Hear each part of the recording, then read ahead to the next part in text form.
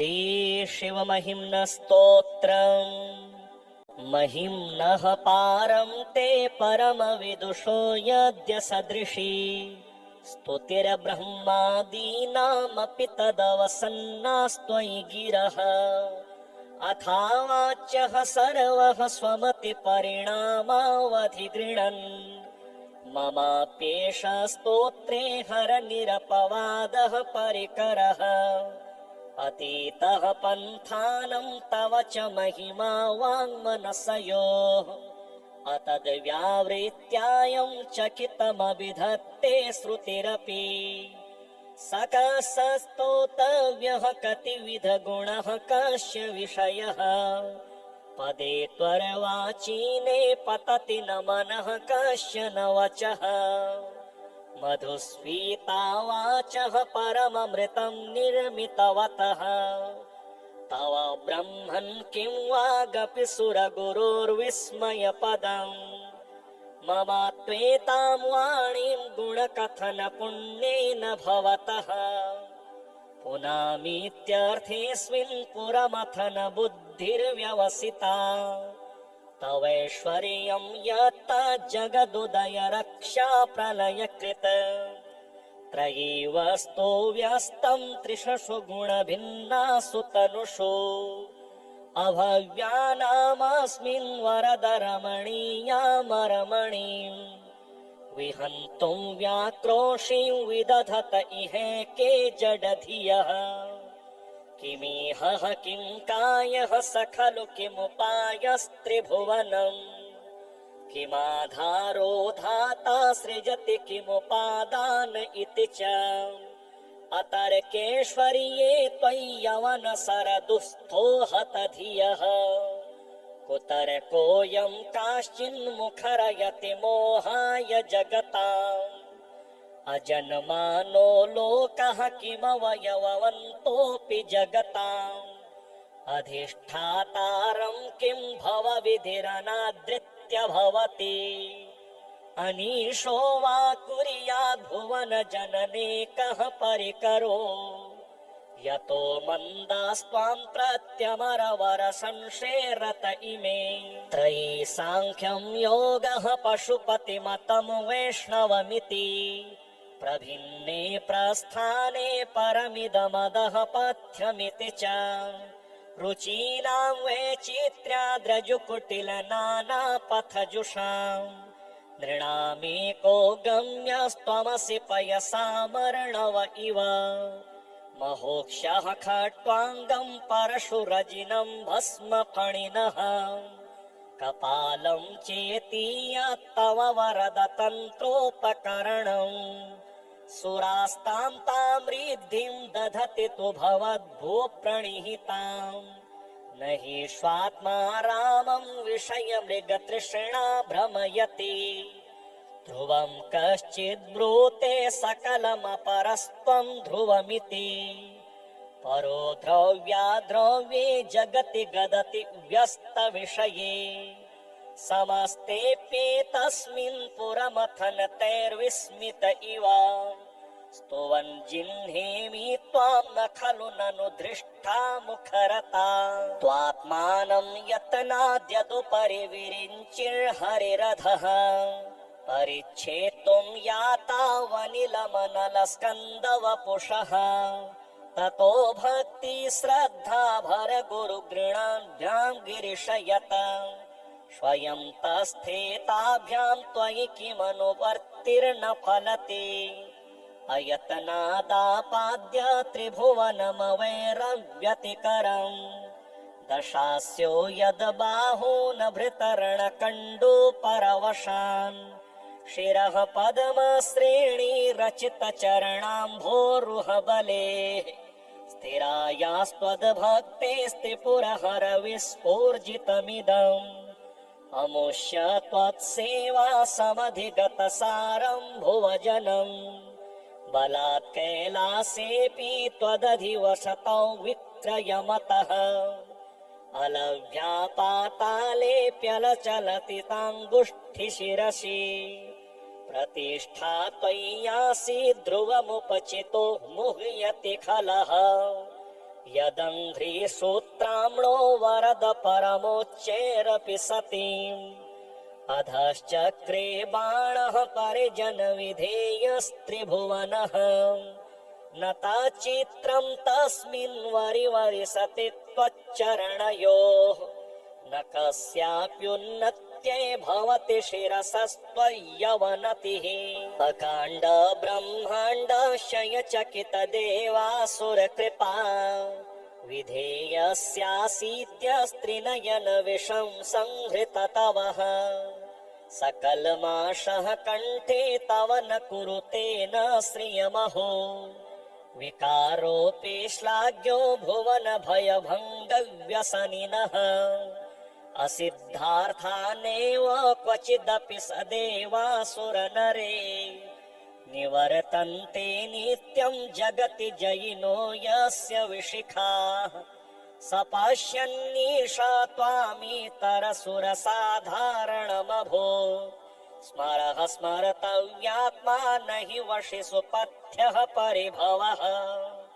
महीपादाघाताद् व्रजति सहसा संशयपदम्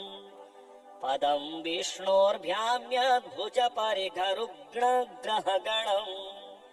मुहुर्दौर्ध्यस्थं यात्यनिभृतजटाताडिततटा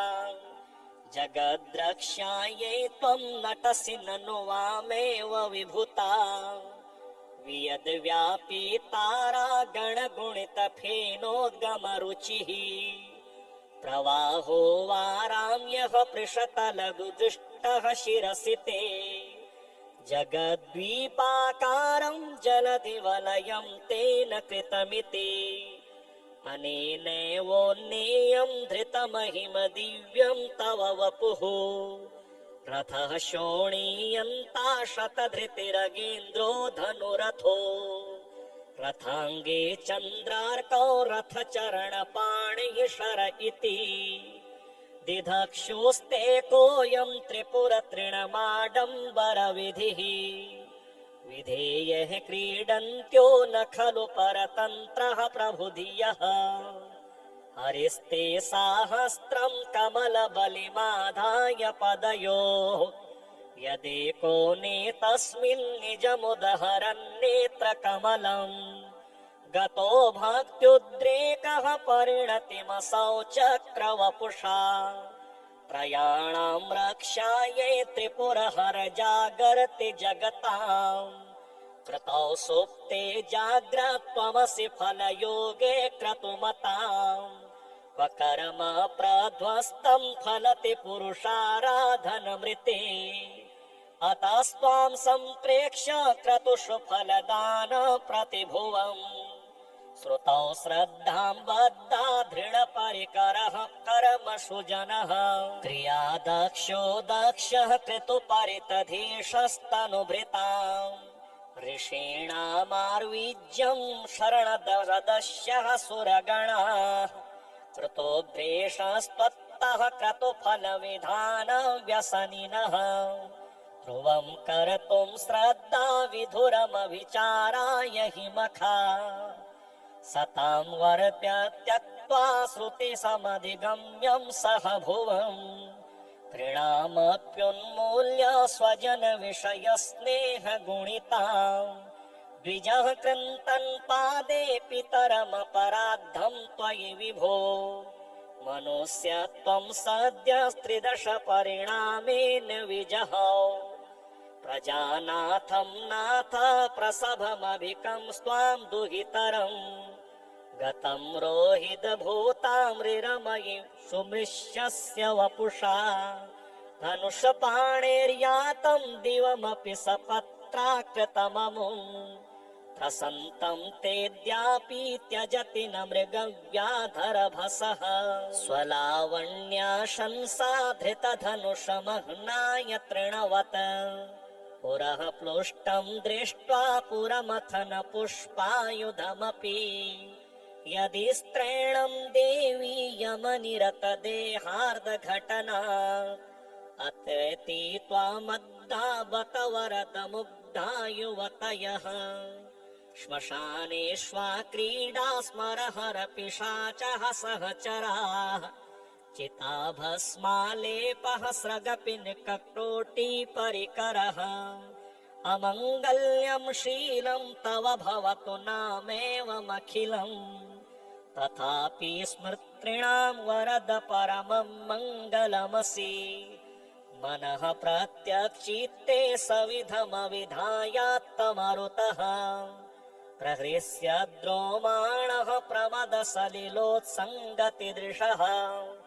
यदालोक्याह्लादं हृद इव निमज्जामृतमये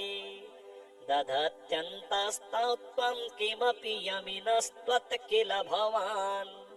त्वमर्कस्त्वं सोमस्त्वमसि पवनस्त्वं हुतवः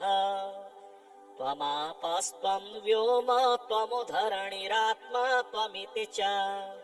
परिच्छिन्नामेवं त्वयि परिणता बिभ्रति गिरम् न वेद्यस्तत्त्वं वयमिह तु यत्त्वं न भवसि त्रयीं त्रिस्रो वृत्तिस्त्रिभुवनमथो त्रीनपि सुरान् अकाराद्यैर्वर्णैस्त्रिभिरभिदधत्तीर्णविकृति तुरीयं ते धाम ध्वनिभिरवरुन्धानमणुभिः समस्तं व्यस्तं त्वां शरणद गृणात्योमिति पदम् भवः शर्वो रुद्रः पशुपतिरथोग्रः स च महास् तथा भीमेशानाविति यदिभिधानाष्टकमिदम् अमुस्मिन् प्रत्येकं प्रविचरति देवश्रुतिरपि प्रियायास्मे धाम्ने प्रणिहित नमस्योऽस्मि भवते नमो नेदिष्टाय प्रियवरदविष्टाय च नमः नमः शोदिष्ठाय स्मरहरमहिष्ठाय च नमः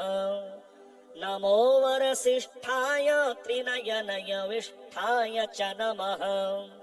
नमः सर्वस्मै ते तदिदमति सर्वाय च नमः बहुलरजसे विश्वोत्पत्तौ भवाय नमो नमः जनसुखकृते सत्त्वोद्रिक्तौ मृडाय नमो नमः प्रबलतमसे सत्संहारे हराय नमो नमः प्रमहसि पदे निस्त्रे गुण्ये शिवाय नमो नमः कृशपरिणति चेतः क्लेशवश्यं क्वचेदम् क्व च तव गुणसीमोल्लङ्घिनी शश्वदृद्धिः इति चकितमवन्दीकृत्य मां भक्तिराधात् वरद चरणयोस्ते वाक्यपुष्पोपहारम् वपुः प्रादुर्भावादनुतमितदं जन्मनि पुरा पुरारेण क्वापि क्षणमपि भवन्तं प्रणतवान् न मनमुक्तः सम्प्रत्यहमलनुरग्रेप्यनतिमा नितीशा क्षन्तव्यं तदिदमपराधद्वयमपि असितगिरिसमं स्यात् कञ्जलं सिन्धुपात्रे सुरतरुवर्षाखालेखनी पत्रमुरवी यदि लिखति गृहीत्वा शारदा सर्वकालम् तदपि तव गुणानामीश पारं न याति असुरसुरमुनीन्द्रैरर्चितस्येन्दुमौलेः ग्रथितगुणमहिम्नो निर्गुणस्येश्वरस्य सकलगुणवरिष्ठः पुष्पदन्ताभिधानः रुचिरमलघुवृत्तं स्तोत्रमेतच्चकार अहर हर नवद्यं धूर्जटे स्तोत्रमेतत् पठति परमभक्त्या शुद्धचित्तः पुमान्यः स भवति शिवलोके रुद्रतुल्यस्तथात्र प्रचुरतरधनायुः पुत्रवान् कीर्तिमाश्च महेशान्नापरो देवो महिम्नो नापरा स्तुतिः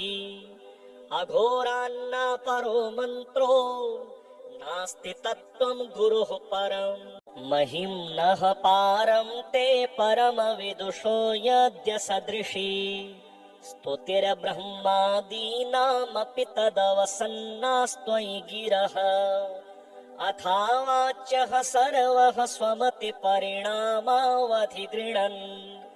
ममाप्येष स्तोत्रे हरनिरपवादः परिकरः अतीतः पन्थानं तव च महिमा वाङ्मनसयोः अतद्व्यावृत्यायं चकितमभिधत्ते श्रुतिरपि सकसस्तोतव्यः कतिविधगुणः कस्य विषयः पदे त्वरवाचीने पतति न मनः कस्य न वचः मधुस्फीता वाचः परममृतं निर्मितवतः तव ब्रह्मन् किं वागपि सुरगुरोर्विस्मयपदम् मम त्वेतां वाणीं गुणकथनपुण्येन भवतः पुनामीत्यर्थेऽस्मिन् पुरमथन बुद्धिर्व्यवसिता तवैश्वर्यं यत्तज्जगदुदय रक्षा प्रलयकृत त्रयीव स्तो व्यस्तं त्रिषु गुणभिन्नासु तनुषु अभव्यानामस्मिन् वरदरमणीयामरमणीम् विहन्तुं व्याक्रोशीं विदधत इहेके जडधियः किमिह किं कायः स खलु किमुपायस्त्रिभुवनम् किमाधारो धाता सृजति किमुपादान इति च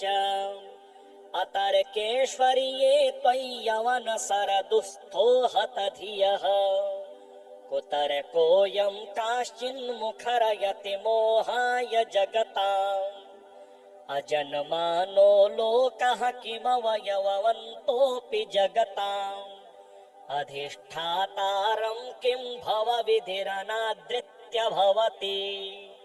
अनीशो वा कुर्याद्भुवन जनने कः परिकरो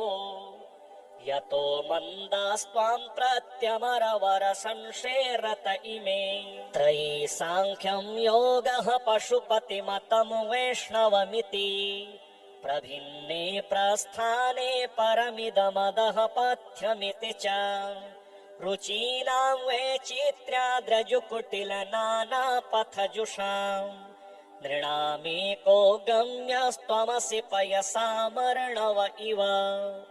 महोक्षः खट्वाङ्गं परशुरजिनं भस्मफणिनः कपालं चेतीयत्तव वरद तन्त्रोपकरणम् सुरास्तां तां रिद्धिं दधति तु भवद्भूप्रणिहिताम् न हि स्वात्मा रामं विषयमृगतृष्णा भ्रमयति ध्रुवं कश्चिद्ब्रूते सकलमपरस्त्वं ध्रुवमिति परो द्रव्याद्रव्ये जगति गदति व्यस्तविषये समस्तेऽप्येतस्मिन् पुरमथनतैर्विस्मित इव स्तुवन् जिह्नेमि त्वां न खलु ननु दृष्टा मुखरता त्वात्मानं यत्नाद्यदुपरि विरिञ्चिर्हरिरधः परिच्छेत्तुं यातावनिलमनलस्कन्दवपुषः ततो भक्ति श्रद्धा भर गुरुगृणाभ्यां गिरिशयत स्वयं तस्थेताभ्यां त्वयि किमनुवर्तिर्न फलति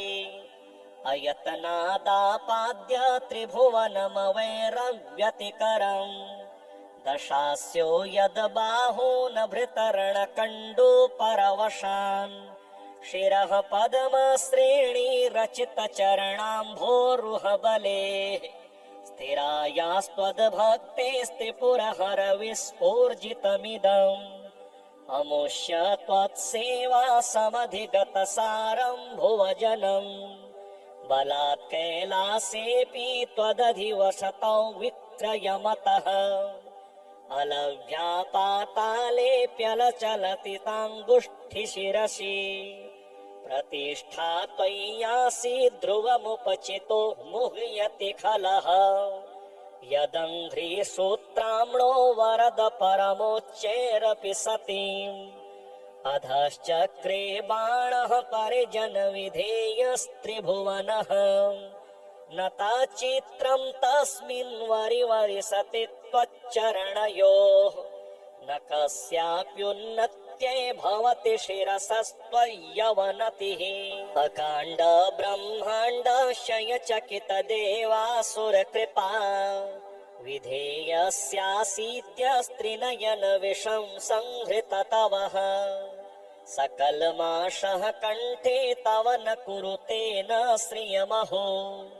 विकारोऽपि श्लाघ्यो भुवन भयभङ्गव्यसनिनः असिद्धार्थानेव क्वचिदपि सदेवासुरनरे निवर्तन्ते नित्यं जगति जयिनो यस्य विशिखाः स पश्यन्नीशा त्वामितरसुरसाधारणमभो स्मरः स्मर्तव्यात्मा न हि वशि सुपथ्यः परिभवः महीपादाघाताद् व्रजति सहसा संशयपदम्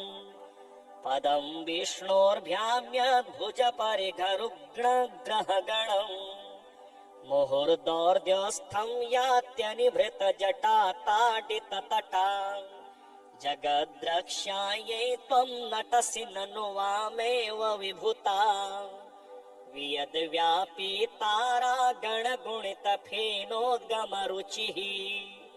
प्रवाहो वाराम्यः पृषतलघुदुष्टः शिरसि ते जगद्वीपाकारं जलधिवलयं तेन कृतमिति अनेनैवोन्नेयं धृतमहिम दिव्यं तव वपुः रथः शोणीयन्ता शतधृतिरगेन्द्रो धनुरथो रथाङ्गे चन्द्रार्कौ रथचरणपाणिः शर इति दिधक्षोस्ते कोऽयं त्रिपुरतृणमाडम्बरविधिः विधेयः क्रीडन्त्यो न खलु परतन्त्रः प्रभुधियः हरिस्ते साहस्रं कमलबलिमाधाय पदयोः यदेको नेतस्मिन् निजमुदहरन्नेत्रकमलम् गतो भक्त्युद्रेकः परिणतिमसौ चक्रवपुषा त्रयाणां रक्षायै त्रिपुरहर जागर्ति जगताम् कृतौ सुप्ते जाग्रत्वमसि फलयोगे क्रतुमताम् क्व कर्म प्रध्वस्तं फलति पुरुषाराधनमृते अतस्त्वां सम्प्रेक्ष्य क्रतुषु फलदान प्रतिभुवम् श्रुतौ श्रद्धां बद्धा दृढपरिकरः कर्मसु जनः क्रिया दक्षो दक्षः क्रतुपरितधीशस्तनुभृताम् ऋषीणामार्वीज्यं शरणदशः सुरगणाः कृतोभ्रेषस्त्वत्तः क्रतुफलविधानव्यसनिनः ध्रुवं कर्तुं श्रद्धा विधुरमविचाराय हि मखा सतां वर्त्य त्यक्त्वा श्रुतिसमधिगम्यं सह भुवम् तृणामप्युन्मूल्य स्वजनविषयस्नेहगुणिताम् द्विजः कृन्तन् पादे पितरमपराद्धं त्वयि विभो मनुष्यत्वं सद्य स्त्रिदश परिणामेन विजहौ प्रजानाथं नाथ प्रसभमभिकं स्वां दुहितरम् गतं रोहितभूतामृरमयि सुमृश्यस्य वपुषा धनुषपाणेर्यातं दिवमपि सपत्राकृतममुम् प्रसन्तं तेऽद्यापि त्यजति न मृगव्याधरभसः स्वलावण्याशंसा धृतधनुषमह्नाय तृणवत् पुरः प्लुष्टं दृष्ट्वा पुरमथन पुष्पायुधमपि यदि स्त्रैणं देवी यमनिरतदेहार्धघटना अत्रेति त्वामद्दावत वरदमुग्धा युवतयः श्मशानेष्वा क्रीडा स्मरहर पिशाचः सहचराः चिताभस्मालेपः स्रगपिनकक्रोटीपरिकरः अमङ्गल्यं शीलं तव भवतु नामेवमखिलम् तथापि स्मृतॄणां वरद परमं मङ्गलमसि मनः प्रत्यक्षित्ते सविधमविधायात्तमरुतः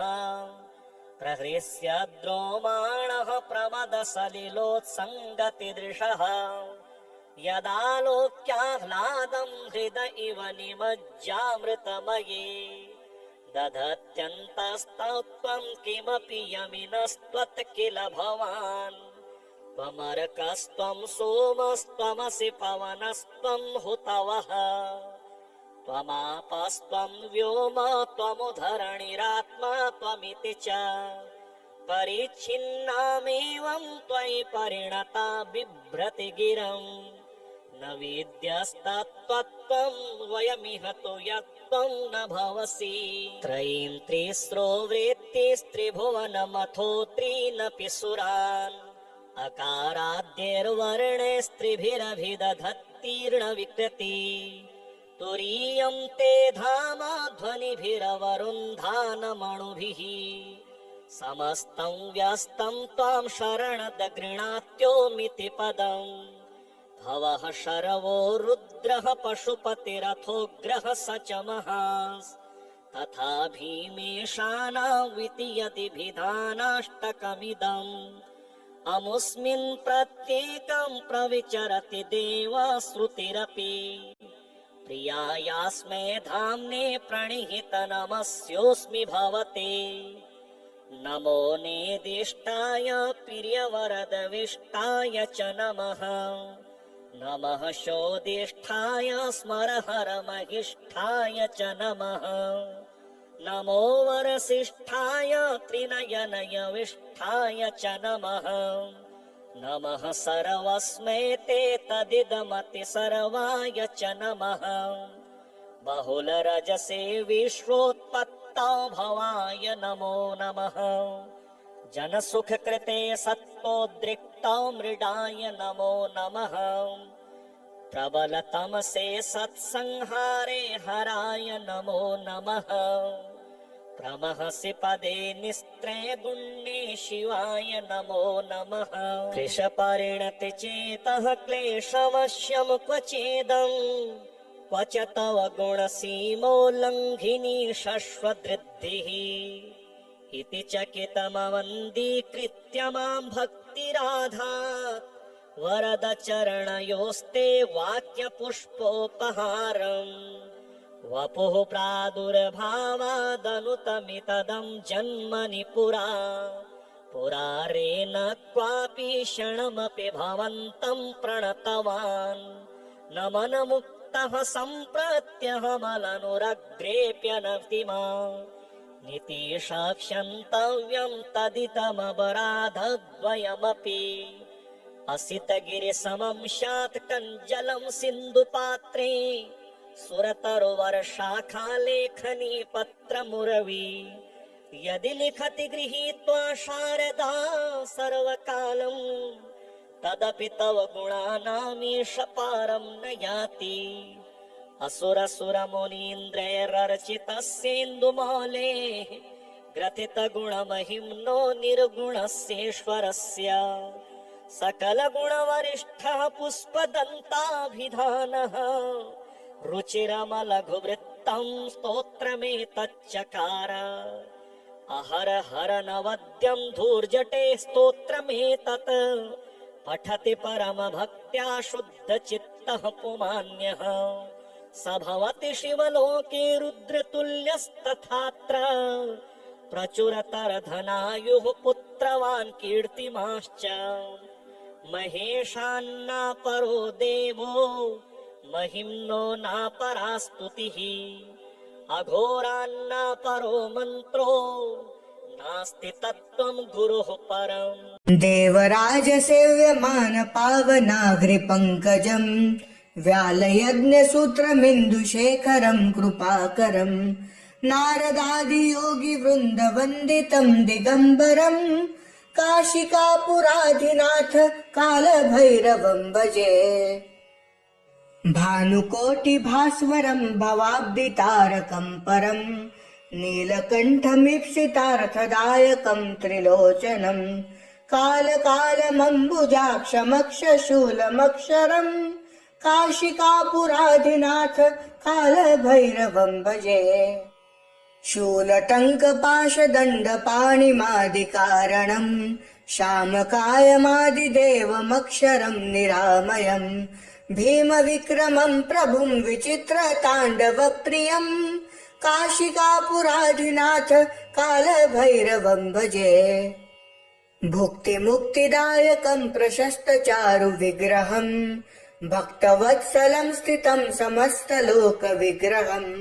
विनिक्वनं मनोज्ञहेम किङ्किनीलसत्कटिम् काशिकापुराधिनाथ कालभैरवं भजे धर्मसेतुपालकं त्वधर्ममार्गनाशकम् कर्मपाशमोचकं सुशर्मदायकं विभुम् स्वर्णवर्णशेषपाश शोभिताङ्गमण्डलम् काशिकापुराधिनाथ कालभैरवं भजे रत्नपादुका प्रभाभिरामपादयुग्मकम् नित्यमिद्वितीयमिष्टदैवतं निरञ्जनम् मृत्युदर्पनाशनं करालद्रंष्ट्रमोक्षणम् काशिकापुराधिनाथ कालभैरवं भजे अट्टहासभिन्नपद्मजाण्डकोशसन्तति दृष्टिपातनष्टपापजालमुग्रशासनम् अष्टसिद्धिदायकं कपालमालिकाधरम् काशिकापुराधिनाथ कालभैरवं भजे भूतसङ्घनायकं विशालकीर्तिदायकम् काशीवासलोकपुण्यपापशोधकं विभुम् नीतिमार्गकोविदं पुरातनं जगत्पतिम्